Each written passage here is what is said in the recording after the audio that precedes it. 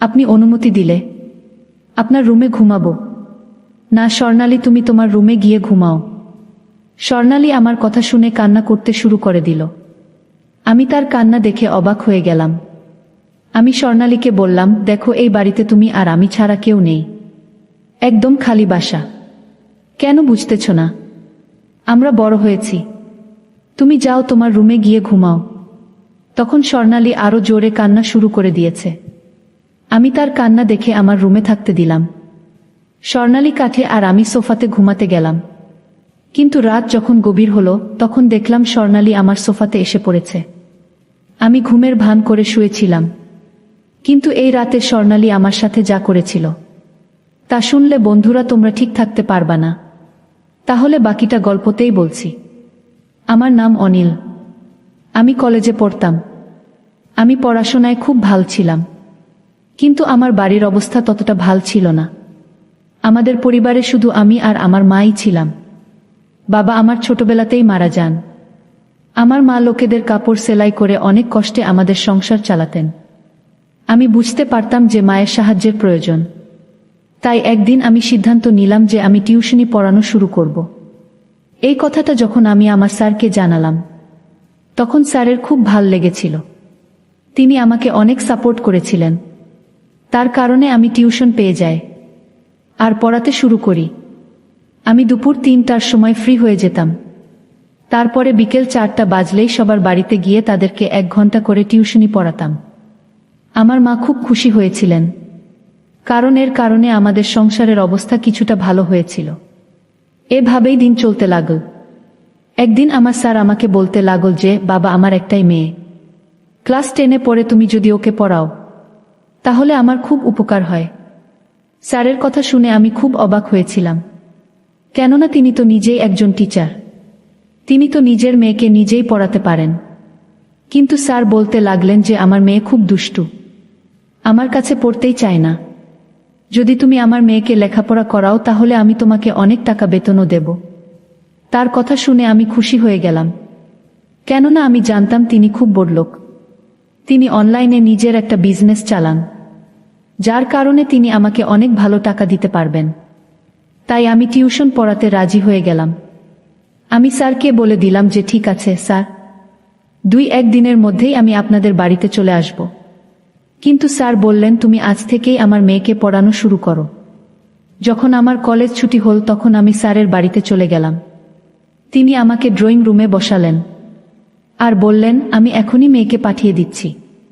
আমি ২-৩ মিনিট অপেক্ষা করলাম।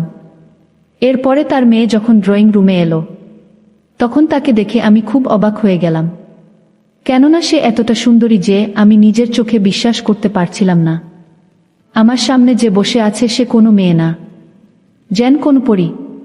মেয়েটি আমার সামনে এসে বসে পড়ল। এর আগে আমি মেয়েদের সঙ্গে তেমন একটা কথাও বলিনি। আমি কিছুটা লাজুক টাইপের ছেলে। আমার মা আমার লালন পালন খুব ভালোভাবেই করেছিল, আর আমার কোনো বন্ধু ছিল না। এই কারণে খুব সম্মানের সহিত সেই মেয়ের সঙ্গে কথা বলতে লাগলাম। কিছু সময় ওকে পড়ালাম, তারপরে বললাম যে আজকের জন্য এতটুকুই অনেক। এটা বলেই আমি বাড়িতে চলে এলাম। কিন্তু আমার মাথা এখনো ওই মেয়েটার ব্যাপারে চিন্তা ভাবনা করছিল। মেয়েটার নাম স্বর্ণালী, অপরূপ সুন্দরী। ওকে দেখে মনে হচ্ছিল না যে ও দুষ্টু টাইপের হবে। কিছুদিন এভাবে ওকে পড়াতে লাগলাম। এরপরে একদিন আমি অবাক হয়ে গেলাম, কেননা আমি কিছু না জানিয়েই স্বর্ণালীদের বাড়িতে চলে গেলাম। সেখানে গিয়ে আমি স্বর্ণালীকে এমন অবস্থায় দেখলাম যে আমি তাড়াতাড়ি করে, কিন্তু ও যখন আমাকে দেখল তাড়াতাড়ি করে ভিতরে চলে গেল। কিছু সময় পরেই আমার কাছে পড়তে চলে এলো। সে বলল, আমার সামনে টেস্ট পরীক্ষা আছে, আর ওকে বললাম যে এই টেস্টে তোমার খুব ভালো নম্বর পাওয়া উচিত, কেননা আমি তোমাকে খুব ভালোভাবে সবকিছু বুঝিয়ে দিয়েছি। আমার কথা শুনেও বলতে লাগল, না স্যার, আমার বায়োলজি খুব কঠিন লাগে, আমি খুব একটা ভালো নম্বর পাব না, কিন্তু পাশ করে যাব।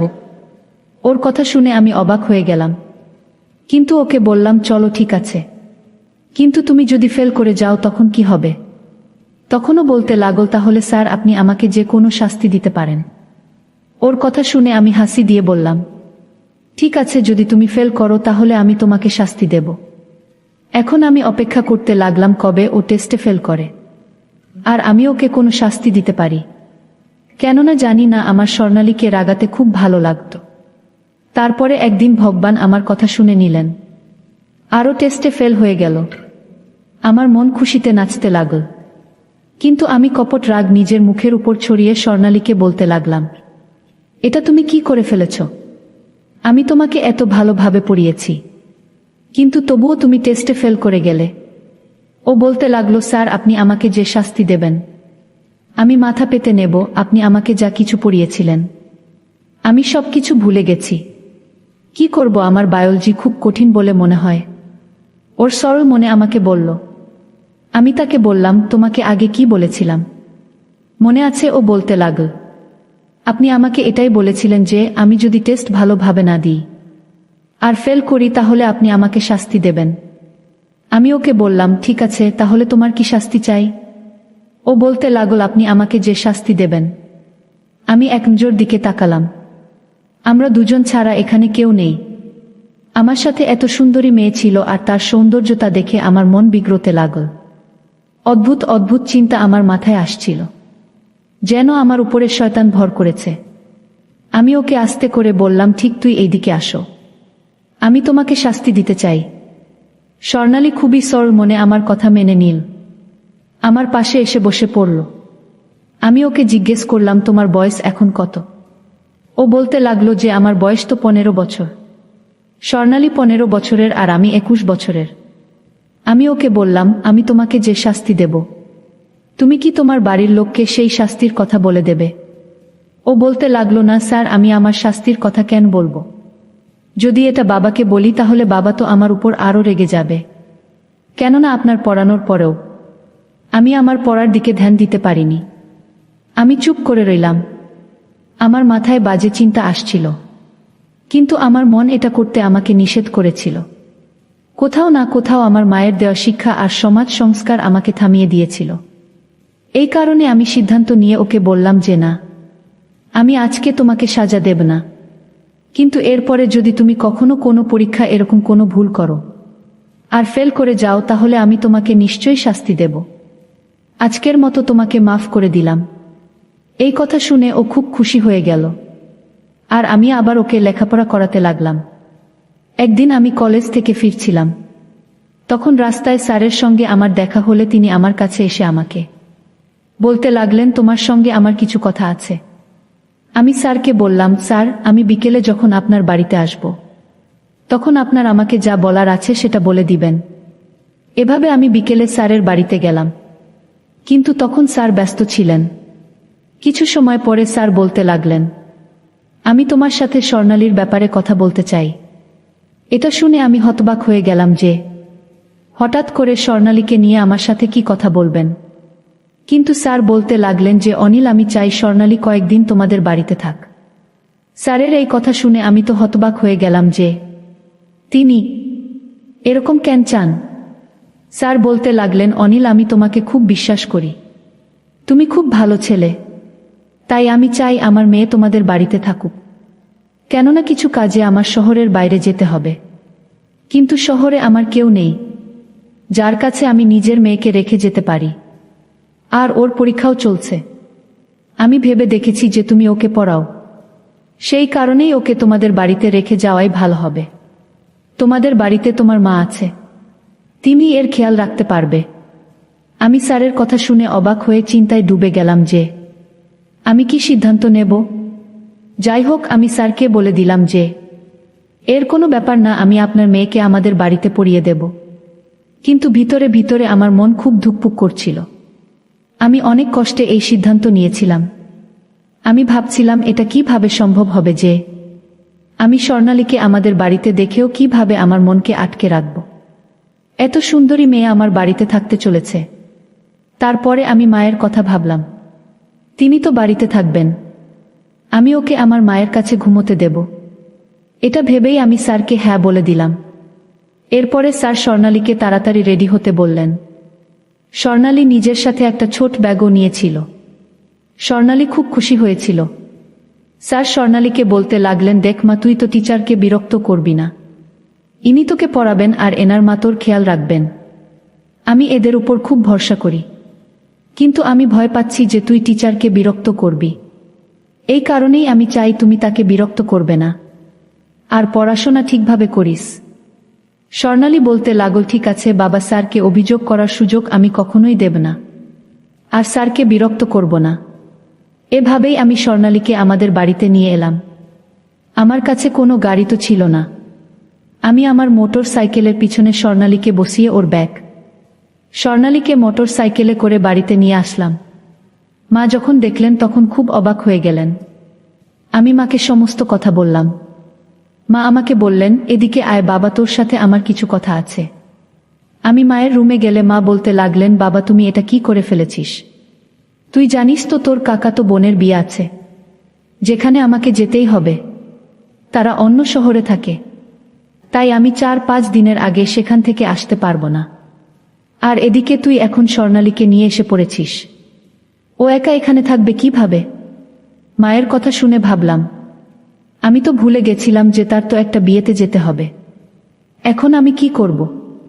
আমার খুব অদ্ভুত লাগছিল, কিন্তু আমি মাকে বললাম, তুমি এই সমস্যার কোনো একটা সমাধান বের করো। এখন এটা তো কোনোভাবেই করতে পারছি না যে স্বর্ণালীকে আবার ফিরিয়ে রেখে আসব। কেননা স্বর্ণালীর বাবা এতক্ষণে চলে গেছেন, আর যদি এখন আমি স্যারকে নিষেধ করে দিই তাহলে স্যারের খুব খারাপ লাগবে। তাই একটা কাজ করি, যে তুমি সেই বিয়েতে যাও আর আমি স্বর্ণালীকে দেখে রাখব। ও খুব ভালো মেয়ে, আমার কোনো অসুবিধাই হবে না। মা বলতে লাগলেন, না না, এটা কোনো মতেই করা যাবে না। পাড়ার লোকেরা বিভিন্ন কথা রটাবে। আমি মায়ের কথা শুনে রেগে গিয়ে বললাম, মা তুমি কবে থেকে পাড়ার লোকের কথা বিশ্বাস করতে শুরু করেছ? তুমি তো জানো আমার চরিত্র কেমন। তোমার কি নিজের ছেলের উপর বিশ্বাস নেই? তুমি এটাই করো যে তুমি বিয়ে বাড়িতে যাও আর সব কিছু আমার উপর ছেড়ে দাও। তোমার ছেলে এমন কিছু করবে না যাতে তোমার মান সম্মান নষ্ট হয়ে যায়। মায়ের আমার উপর বিশ্বাস ছিল, তাই তিনি আমার উপর বিশ্বাস করে বিয়েতে চলে গেলেন। এখন এই বাড়িতে শুধুমাত্র আমি আর আমার সাথে স্বর্ণালী ছিল। ও আমাকে জিজ্ঞেস করতে লাগল, স্যার আপনার মা কোথায় গেছেন? আমি ওকে মিথ্যা বললাম। রাত্রি হতে হতেই তিনি চলে আসবেন। আমি ওকে কিছুই বললাম না, শুধু এটাই বললাম যে মা কাজে গেছেন, তিনি তাড়াতাড়ি ফিরে আসবেন। আমি স্বর্ণালীকে লেখাপড়া করাতে লাগলাম। আমি ওকে বায়োলজি ভালোভাবে বুঝিয়ে দিলাম, কিন্তু ও কিছু বুঝতেই পারল না। ও বলতে লাগলো, স্যার কালকে তো ছুটি আছে, তাই আমাকে স্কুলে যেতে হবে, তাই না? এর পরেরটুকু আপনি আমাকে কালকে পড়িয়ে দেবেন। তখন আমার মনে পড়ল, হ্যাঁ কালকে তো ছুটি আছে, তাই আমাকেও কলেজে যেতে হবে না, কেননা আমাদের কলেজও বন্ধ রাতের খাওয়া দাওয়ার পরে। আমি স্বর্ণালীকে বললাম, এখন তুমি ঘুমিয়ে পড়, কালকে ছুটি আছে, তাই সকাল সকাল আমি তোমাকে বাকি সব কিছু পড়িয়ে দেব। স্বর্ণালী বলতে লাগল, ঠিক আছে স্যার। আমি ওকে মায়ের ঘর দেখিয়ে দিলাম। ও চলে গেল, কিন্তু হঠাৎই ও বলতে লাগল, স্যার আপনার মা তো এখনো এলেন না, তিনি কোথায় আছেন? আমি অনেক বাহানা বানিয়ে বলে দিলাম যে মা রাতে এসে পড়বেন, তিনি এই কাছেই গেছেন, খুব তাড়াতাড়ি ফিরে আসবেন। ও আমার কথা বিশ্বাস করে নিল, কিন্তু ভিতরে ভিতরে আমি অস্থির ছিলাম। আমার এখন মনে হচ্ছে যে আমার এরকম করা উচিত হয়নি, আমার ওকে মিথ্যা বলা উচিত হয়নি, কিন্তু আমি বাধ্য ছিলাম, কারণ আমি চাইতাম না যে ও জানতে পারুক যে এই বাড়িতে আমরা দুজনেই আছি, আর ওর মনে আমার জন্য একটা বাজে ধারণা তৈরি হোক। ওর নিজের ঘরে গিয়ে শুয়ে পড়ল, তখন আমিও আমার রুমে এসে শুয়ে পড়লাম। আমি গভীর ঘুমে ছিলাম। হঠাৎ মাঝরাতে আমার মনে হলো যে আমার রুমের দরজা যেন খুলে গেল। ঘরের মধ্যে অন্ধকার ছিল, কিন্তু আমার মনে হলো যে কেউ আমার বিছানায় এসে শুয়ে পড়েছে।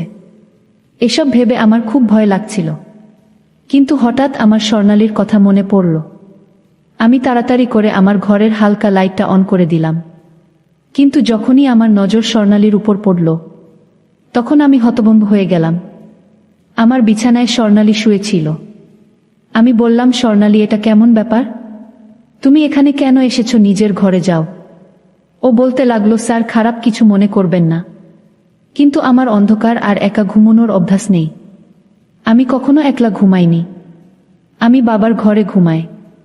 আমার যদি ভুল না হয় তাহলে আমি এটাও জানি যে এই বাড়িতে আমি আর আপনি ছাড়া আর কেউ নেই। আমি কি করব? আমার একলা ঘরে ভয় করে।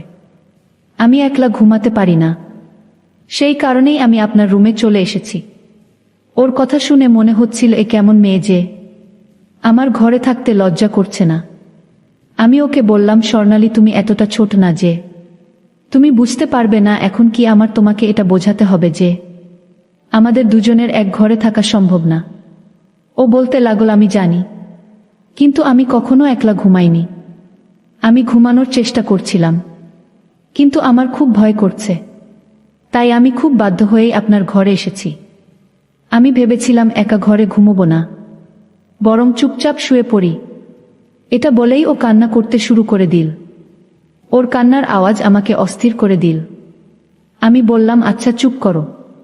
আমি কোনো উপায় বের করতে চেষ্টা করছি, কিন্তু আমি কোনো উপায় দেখতে পাচ্ছিলাম না। তাই আমি সিদ্ধান্ত নিলাম আর একটা কম্বল বের করে ওর শোয়ার জায়গা আমার বিছানা থেকে কিছুটা সাইডে মেঝেতে করে দিলাম। ওকে বললাম যে তুমি এখানে ঘুমাও আর আমি বেডে ঘুমিয়ে পড়ছি। তারপর গভীর রাতে আমি যখন ঘুমানোর চেষ্টা করছিলাম, তখন আমার কিছুতেই ঘুম আসছিল না। আমি ঘুমের ভান করেই শুয়েছিলাম। মাঝরাতে হঠাৎ দেখলাম স্বর্ণালী আমার সোফায় চলে আসছে। আমি কিছুই বললাম না। সে ভাবছে আমি হয়তো ঘুমে আছি, কিন্তু আমি ঘুমাইনি। স্বর্ণালী তখন আমার সাথে এমন করেছিল যেটা আমি কোনোদিন ভাবতেই পারিনি। একটা 15 বছরের মেয়ে তার নিজের সম্মানটা নষ্ট করে দিল। আমার তখন কোন হুঁশ ছিল না, কারণ জীবনের প্রথম আমি কারো সাথে এমন আচরণ করেছি। এরপর থেকে আমি স্বর্ণালীকে ভুলতে পারছি না। আমি স্বর্ণালীকে অনেক ভালোবেসে ফেলেছি। বিয়ের আগেই তার সাথে আমার। বন্ধুরা, আজকের মতো ঘটনাটি এখানেই শেষ করলাম। যদি ঘটনাটি শুনে ভালো লাগে তাহলে কমেন্টে জানাবেন এবং আপনারা কি ধরনের গল্প পছন্দ করেন তা জানাবেন। আপনারা যদি আপনাদের জীবনে ঘটে যাওয়া বাস্তব কোনো গল্প পাঠাতে চান তাহলে কমেন্টে জানাতে পারেন। আপনাদের সুস্থতা কামনা করে আজকের মতো গল্পটি এখানেই শেষ করলাম। ধন্যবাদ।